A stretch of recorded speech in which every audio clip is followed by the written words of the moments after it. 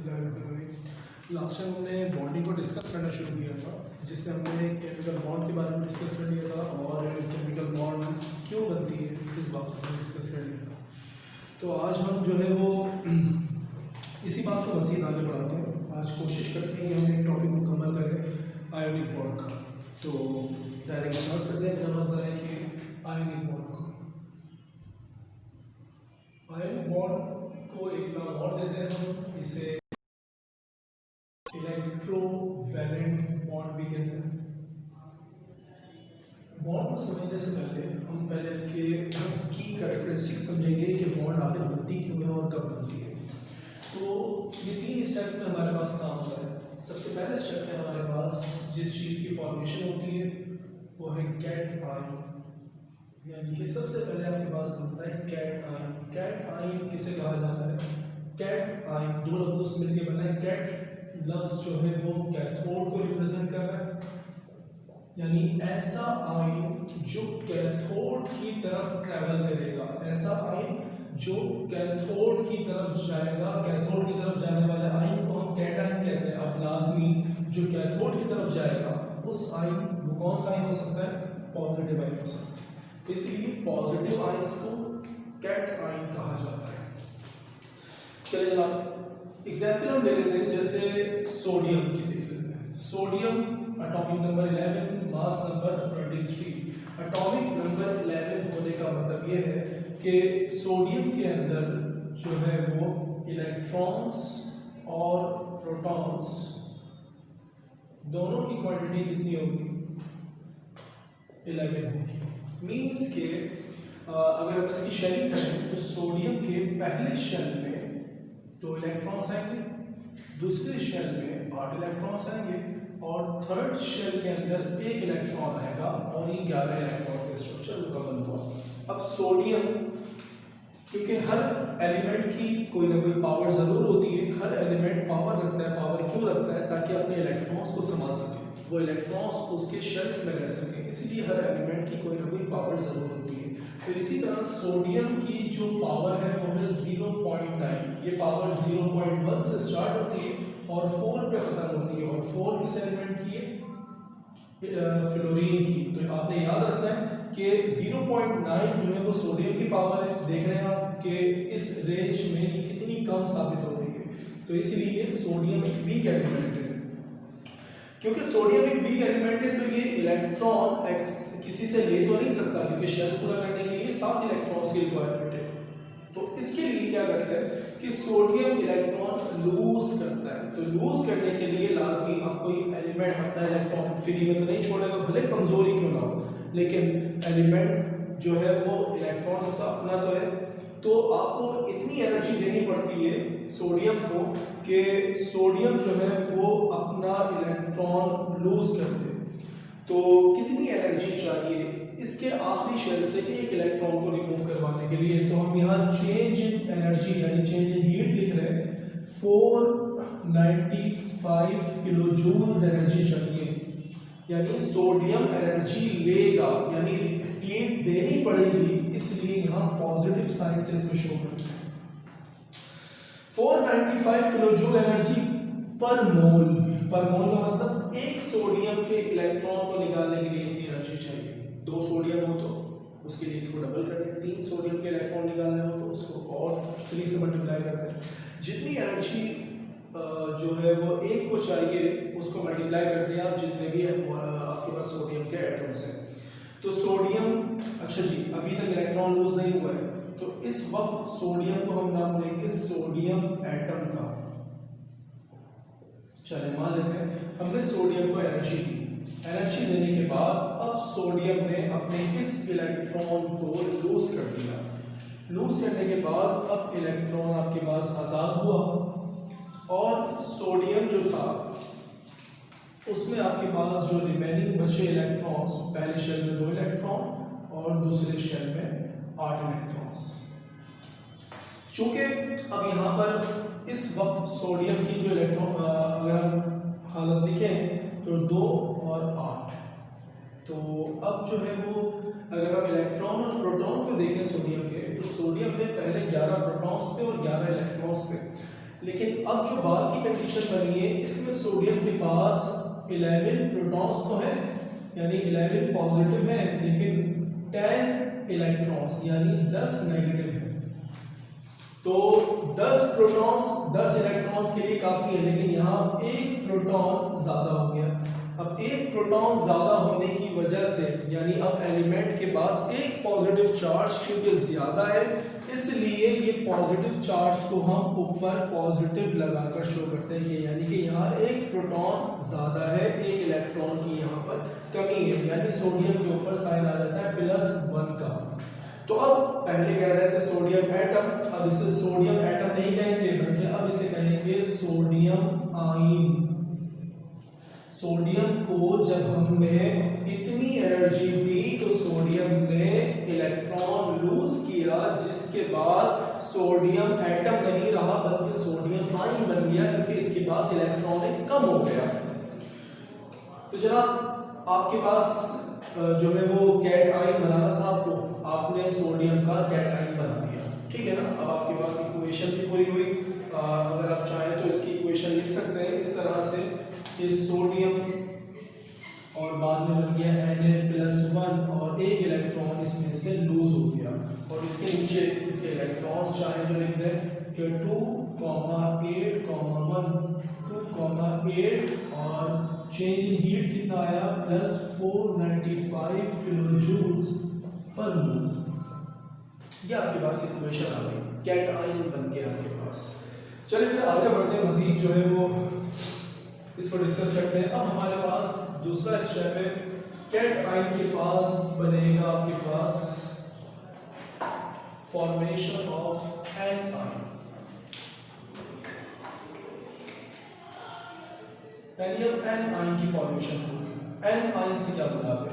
N यानी anode की तरफ मूव करने वाला आयन। अब एनोड पॉजिटिव रॉड को कहते हैं, तो पॉजिटिव रॉड की तरफ जो आयन मूव करेगा वो कौन सा होगा? Negative ion. तो इसीलिए नेगेटिव आयन को एन आयन कहा जाता है, सही। तो हमारे पास एन आयन जो आमतौर पर हम यूज करते हैं यहाँ पर, वो यूज करते हैं क्लोरीन, क्योंकि क्लोरीन एक पावरफुल एलिमेंट है। आमतौर पर NaCl आमतौर पर सॉल्ट पाया जाता है। 17 इसका एटॉमिक नंबर, 35 इसका मास नंबर, और इसका मतलब है इलेक्ट्रॉन्स और प्रोटॉन्स की क्वांटिटी इसमें कितनी होगी? 17। तो इसके हिसाब से जरा इसका शेल मुकम्मल करते हैं। 2,8 यहाँ आएगा 7 इलेक्ट्रॉन्स, क्योंकि 2 और 8 10 और 7 17 इलेक्ट्रॉन्स। तो यहाँ भी ठीक कर लेते हैं। क्लोरीन के ऊपर 2,8 और 8 ये आपके पास इलेक्ट्रॉन्स आ गए, ठीक है। अब क्लोरीन, क्योंकि सोडियम से इलेक्ट्रॉन लेना है तो लेने के लिए मेहनत कर रहा है क्लोरीन, तो क्लोरीन एनर्जी देगा, सोडियम एनर्जी ले चुका है, लेकिन क्लोरीन यहाँ से दे रहा है। तो क्लोरीन जब एनर्जी देगा यानी इसकी एनर्जी रिलीज होगी, सोडियम एक्सेप्ट कर रहा है, तो जब इसकी एनर्जी रिलीज होगी तो ये इलेक्ट्रॉन को एक्सेप्ट करेगा, यानी जब इलेक्ट्रॉन एक्सेप्ट होगा तो एनर्जी रिलीज होगी। और कितनी एनर्जी रिलीज होगी? डेल्टा H में लिख दें, रिलीज के लिए माइनस का साइन लगा दें, ठीक। कितनी एनर्जी रिलीज होगी? -348 किलोजूल पर मोल। अब कई बच्चों के दिमाग में ये सवाल भी आ रहा होगा कि सोडियम को ज्यादा मिली है और यहाँ से तो कम गई है, बाकी जो बची हुई एनर्जी है वो कहाँ से आई? तो इसका जवाब इंशाल्लाह तीसरे स्टेप में हमारे पास क्लियर हो जाएगा। तो पहले जो क्लोरीन की कंडीशन थी 2,8, मेरा बैलेंस चेक किया 2,8,7, जब इसने इलेक्ट्रॉन एक्सेप्ट कर लिया तो अब क्लोरीन की कंडीशन क्या हो गई? क्लोरीन की कंडीशन हो गई 2,8,8, क्योंकि अब क्लोरीन, पहले आपने क्लोरीन को कहा था क्लोरीन एटम, पहले कह रहा था ये क्लोरीन एटम, लेकिन जब इसने इलेक्ट्रॉन को एक्सेप्ट कर लिया अब ये क्लोरीन एटम नहीं कहलाएगा बल्कि ये कहलाएगा क्लोराइड आयन। हमने इसे क्लोराइड आयन क्यों कहा? क्योंकि लफ्ज IDE जुड़ जाता है जब भी कभी किसी एलिमेंट के ऊपर माइनस साइन आता है। अब इसके ऊपर माइनस साइन क्यों आ रहा है? उम्मीद है ये खुद समझ रहे हैं आप कि इसका जो तीसरा शेल है उसके अंदर अब 8 इलेक्ट्रॉन्स मुकम्मल हो चुके हैं। इसका जो तीसरा शेल है उसके अंदर 8 इलेक्ट्रॉन्स मुकम्मल हो चुके हैं। यानी अब अगर आप देखें प्रोटॉन्स 17 इलेक्ट्रॉन्स 18, एक इलेक्ट्रॉन ज्यादा, यानी नेगेटिव ज्यादा हो गया। तो जितना नेगेटिव ज्यादा हुआ है उतना साइन बाहर आ जाएगा। तो इसलिए हमने क्लोरीन पे -1 लगाया। तो जब भी किसी एलिमेंट पर नेगेटिव साइन आता है तो उसके नाम के साथ IDE जुड़ जाता है, जैसे क्लोराइड, ब्रोमाइड, आयोडाइड। तो IDE का इजाफा कर देते हैं। तो पहले जो हालत थी उसमें क्लोरीन एटम था, बाद में क्या बन गया, क्लोराइड आयन बन गया।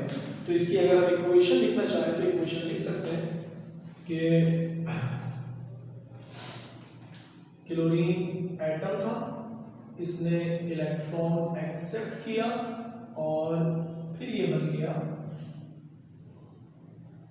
Chloride ion. पहले कंडीशन थी 2, 8, 7 और अब हो गई 2, 8 और 8। तो चेंज इन हीट कितना आया, -348 किलो जूल्स पर मोल। ये आपके पास कंडीशन आ गई। उम्मीद है इतनी बात आपको समझ में आई होगी। 2 स्टेप आपके पास मुकम्मल हुए। आपने कैट आयन भी बना लिया, आपने एन आयन भी बना लिया। चलिए थर्ड स्टेप की तरफ चलते हैं। ये मिटा रहा हूं, ठीक है। आप इस जो है वो इसको लिख लीजिएगा अपने पास कॉपी में। अभी तक बॉन्ड फॉर्मेशन नहीं हुई है, अभी सिर्फ कैट आयन बना है और एक एन आयन बना है। देखें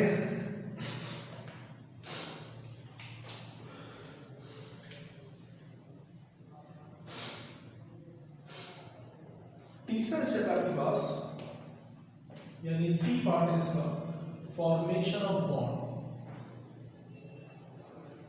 बॉन्ड बनने का अमल। अब बॉन्ड बनेगी किस तरीके से, देखिए आपके पास मान लीजिए कि सोडियम, मैं डायरेक्ट यहां स्ट्रक्चर नहीं बना रहा, सोडियम +1, क्लोरीन -1। अब प्लस और माइनस दोनों बन चुके हैं, यानी एक प्लस है और एक माइनस है।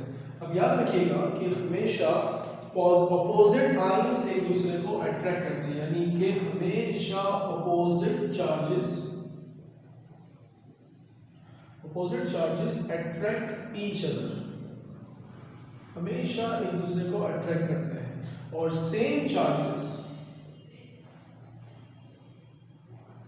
रिपेल ईच अदर, एक दूसरे को हमेशा दूर फेंकते हैं, रिपेल करते हैं। तो पॉजिटिव और नेगेटिव चार्ज एक दूसरे को अट्रैक्ट करेंगे। इस अट्रैक्शन को हम क्या नाम दें, इस अट्रैक्शन को कहा जाएगा इलेक्ट्रो, यानी इलेक्ट्रिकल, यानी पॉजिटिव और नेगेटिव, इलेक्ट्रोस्टैटिक अट्रैक्शन।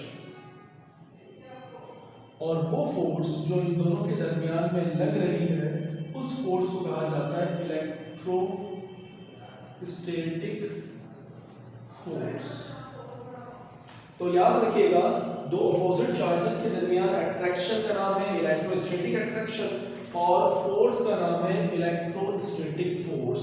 तो अब यहाँ पर दो चार्जेस एक दूसरे को अट्रैक्ट करेंगे, लाजमी करेंगे। तो जब अट्रैक्शन होगी तो अट्रैक्शन के बाद इन दोनों के दरमियान बॉन्ड फॉर्मेशन होगी, यानी Na, और मैं इस तरीके से बना रहा हूँ ताकि आपको समझ में आ जाए, और Cn, ये दोनों एक साथ आपस में कंबाइन हो गए।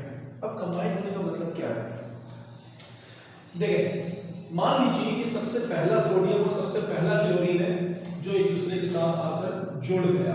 जुड़ने के बाद अब इन दोनों ने अपने आप को एडजस्ट कर लिया, यहाँ एक छोटा डॉट लगाया कि मान लें ये Na और Cl ने दोनों ने एक दूसरे के साथ अपने आप को एडजस्ट कर लिया। कहाँ एडजस्ट किया, कहाँ एडजस्ट किया, यानी ये पहला मॉलिक्यूल है, याद रखें। फिर क्या हो, ये NaCl पहला है जिसने अपने आप को एडजस्ट किया है। तो इसने एडजस्ट क्यों किया, अब मान लें एक और सोडियम आएगा, वो भी सेम रिएक्शन करेगा। सेम रिएक्शन करने के बाद वो सोडियम और क्लोरीन वो भी अपने आप को एडजस्ट करेंगे इनके साथ। जब वो एडजस्ट करेंगे फिर तीसरा आएगा, तीसरा एडजस्ट करेगा, चौथा आएगा, चौथा एडजस्ट करेगा, पांचवा एडजस्ट करेगा, छठा, सातवां, आठवां, नवां, 10वां, ऐसे एडजस्ट करते करते लाखों करोड़ों सोडियम और क्लोरीन एक दूसरे के साथ एडजस्ट हो जाएंगे। जब ये सब एडजस्ट हो जाएंगे तो आपके पास एक इतना बड़ा मॉलिक्यूल आपको नजर आएगा कि जो आप कहते हो कि ये है NaCl का क्रिस्टल, NaCl का क्रिस्टल। सही है, यानी कि ये दोनों ने बॉन्ड बनाकर अपने आप को क्रिस्टल फॉर्मेशन के लिए तैयार कर लिया कि भाई हम दोनों जाएं और जाकर अपने आप को क्रिस्टल में अरेंज करते हैं, यानी कि पहली बुनियाद इन्होंने रख दी। दूसरा आएगा वो इनके साथ आकर अटैच होगा, तीसरा आएगा वो भी इनके साथ। तो आप सोच रहे हो कि ये दोनों तो बॉन्ड बना चुके हैं, इनके साथ कैसे अटैच होगा? तो याद रखना कि एक सोडियम जिसके ऊपर पॉजिटिव चार्ज है उसके साथ सिर्फ एक क्लोरीन आकर अटैच नहीं होता, बल्कि जितने भी क्लोरीन है जिनके ऊपर नेगेटिव चार्ज है वो सारे आकर अटैच होंगे। तो आमतौर पर 6 क्लोरीन मॉलिक्यूल अटैच होते हैं एक सोडियम के साथ। इसी तरह से एक क्लोरीन के साथ 6 सोडियम अटैच होते हैं। ऐसा क्यों होता है? क्योंकि पॉजिटिव चार्ज तो भाई सबके लिए है। अगर कोई क्लोरीन आ जाता है सोडियम के करीब तो इसका मतलब ये थोड़ी है सोडियम के ऊपर से पॉजिटिविटी खत्म हो गई। और अगर कोई क्लोरीन के करीब सोडियम क्लोरीन अगर आ जाता है किसी सोडियम के करीब तो इसका मतलब ये थोड़ी कि क्लोरीन का नेगेटिव चार्ज खत्म हो गया, कि क्लोरीन रहेगा बाद में भी और उसके ऊपर नेगेटिव चार्ज बरकरार रहेगा।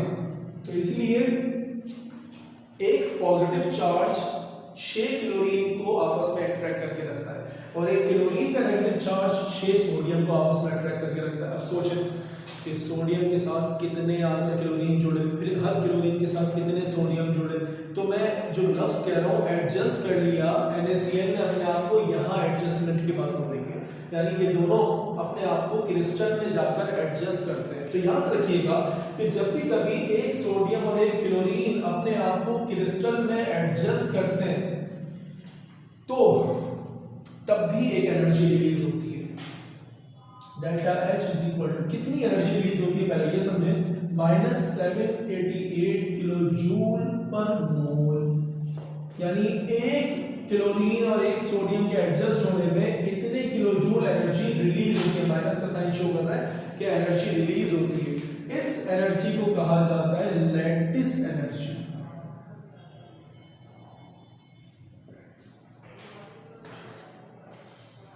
आप ये कह सकते हैं इसको लैटिस एनर्जी को कि क्योंकि रिकॉर्ड लेक्चर हो रहा है इसलिए मैं लिख नहीं रहा, आप लोग ये बार बार रिवाइड करके सुन लोगे, मुझे पता है कि लैटिस एनर्जी क्या है। द एनर्जी रिलीज्ड, वो एनर्जी जो रिलीज हो कब, when a mole of substance attach themselves in a crystal structure, जब किसी भी सब्सटेंस का एक मोल क्रिस्टल के स्ट्रक्चर में अपने आप को एडजस्ट करता है उस वक्त जो एनर्जी रिलीज होती है उस एनर्जी को कहा जाता है लैटिस एनर्जी। तो याद रखिएगा लैटिस एनर्जी क्या है, लॉर्ड कब रिलीज होती है। तो सिर्फ एक मिनट में खत्म कर रहा हूं, ठीक है। तो ये जो एनर्जी रिलीज हुई है लैटिस एनर्जी, 3 स्टेप्स हो गए। पहले स्टेप में सोडियम को एनर्जी दी, दूसरे स्टेप में क्लोरीन ने एनर्जी लगाई सोडियम के ऊपर, तीसरे स्टेप में जब दोनों जाकर लैटिस में क्रिस्टल में अपने आप को अरेंज कर रहे हैं उस वक्त भी एक एनर्जी रिलीज हो रही है। ये जो स्ट्रक्चर आपके पास सोडियम क्लोराइड का क्रिस्टल, इसे कहते हैं क्रिस्टल लैटिस। लैटिस क्यों कहते हैं? क्योंकि यहाँ पर हर मॉलिक्यूल प्रॉपर शेप में अपने आप को अरेंज कर रहा होता है, 3 डायमेंशनल स्ट्रक्चर में अपने आप को अरेंज कर रहा होता है, इसलिए इसको क्रिस्टल लैटिस कहा जाता है। तो फिर से बोल रहा हूँ, याद रखिएगा जब एक सोडियम और एक क्लोरीन अपने आप को क्रिस्टल में जाकर एडजस्ट करते हैं उस वक्त जो एनर्जी रिलीज होती है वो होती है लैटिस एनर्जी। चले जरा यहाँ तक बात खत्म करते हैं। तो जब हमारे पास ये एनर्जी रिलीज होती है 788, इतनी एनर्जी रिलीज हुई, जरा ध्यान दीजिएगा, इतनी एनर्जी जो रिलीज हुई। अब अगला सोडियम, ये तो पहले मॉलिक्यूल की बात करती है, अब जो अगला सोडियम है उस सोडियम को कितनी एनर्जी चाहिए, 495। अगला जो क्लोरीन है वो कितनी एनर्जी दे सकता है, -348। अगर इन दोनों को माइनस करें कितनी कम पड़ रही है एनर्जी, तो आप जरा एडजस्ट करें इसको, 15 में से 8 माइनस करें आप तो 7, 8 में से 4 माइनस करें तो 4 में से 3 माइनस करें तो 1, इतनी एनर्जी है आपके पास जो सोडियम के इलेक्ट्रॉन को निकालने के लिए कम पड़ रही है, तो वो एनर्जी जो पिछला मॉलिक्यूल बना था उसकी एनर्जी जो रिलीज हुई है वो एनर्जी यहाँ एडजस्ट होती है, यानी कि जो कम पड़ रही थी एनर्जी वो पिछले NaCl के कंबाइन होने के नतीजे में जो रिलीज हुई है वो एनर्जी अगला मॉलिक्यूल बनाने में काम में आएगी। तो जब अगला मॉलिक्यूल बनेगा यहाँ से एनर्जी थोड़ी सी इसमें ऐड होगी, उसके बाद फिर जो नेक्स्ट मॉलिक्यूल बनने के नतीजे में एनर्जी रिलीज होगी वो फिर उससे नेक्स्ट वाले मॉलिक्यूल के लिए इस्तेमाल होगी। तो ऐसे करते करते जब करोड़ों लाखों अरबों करोड़ों जो सोडियम क्लोराइड है वो आपस में जब कंबाइन हो जाते हैं, कंबाइन होने के बाद जब वो क्रिस्टल बनाते हैं तो उस वक्त बेहद एनर्जी रिलीज होती है। यानी इन सब का कॉम्बिनेशन कर ले आप, ये बहुत ज़्यादा एक्सोथर्मिक प्रोसेस है, बहुत ज़्यादा इसमें एनर्जी रिलीज होती है। तो उम्मीद है आपको समझ में आ रही होगी सारी बात कि वो जो हमने बात की थी कि उसकी कमी कहाँ से पूरी हो रही है सोडियम की, वो कमी यहाँ से पूरी हो रही है। चलिए बात करते हैं फर्स्ट टाइम की। फर्स्ट टाइम सोडियम को एनर्जी कहाँ से मिलेगी? वो फर्स्ट टाइम एनर्जी हमें खुद से देनी पड़ती है, यानी इस प्रोसेस को स्टार्ट करवाने का काम जो है वो कुदरत का है। यानी सनलाइट जब पड़ती है एनर्जी सोडियम को मिल जाती है, जब वो एनर्जी मिलती है क्लोरीन की मदद हो जाती है, प्रोसेस स्टार्ट हो गया और वो प्रोसेस कंटिन्यू रहता है, हमेशा कंटिन्यू रहता है और अब तक कंटिन्यू है। क्योंकि आप देख रहे हैं जब से समंदर की फॉर्मेशन हुई है उस वक्त से आज तक समंदर में नमक बनता आ रहा है, कभी रुका नहीं है। क्यों? क्योंकि ये प्रोसेस कंटिन्यू चलता आ रहा है, एक दफा स्टार्ट हो गया अब कयामत तक के नमक बनता रहेगा। तो बात करते हैं दोबारा, उम्मीद है ये सारी चीजें समझ में आई होंगी। अगर इसमें कोई सवाल है तो आप लोग पूछ लीजिए, मैं बेटा ठीक है। तो पॉइंट बेसिकली ये है कि what is ionic bond. Ionic bond क्या है? अब डेफिनेशन लिखने जा रहा हूं मैं। आयोनिक बॉन्ड क्या है? The electrostatic force. अब उम्मीद है ये लफ्ज समझ में आया होगा। The electrostatic force which holds two atoms together in a crystal is called ionic bond। जरा अल्फाजों को जरा समझ लें जल्दी से कि एक इलेक्ट्रोस्टैटिक फोर्स यानी प्लस और माइनस के दरमियान लगने वाली फोर्स विच होल्ड जो थामे रखती है क्या? दो एटम्स को एक साथ क्रिस्टल के अंदर, इस फोर्स को कहा जाता है आयोनिक बॉन्ड। तो बेटा अगर किसी को कोई सवाल है तो आप मुझसे पूछ लीजिएगा और उम्मीद है कि आज का लेक्चर आपको समझ में आया होगा। फिर मुलाकात करते हैं इंशाल्लाह नेक्स्ट लेक्चर। तब तक ख्याल रखिएगा। अल्लाह हाफ़िज़।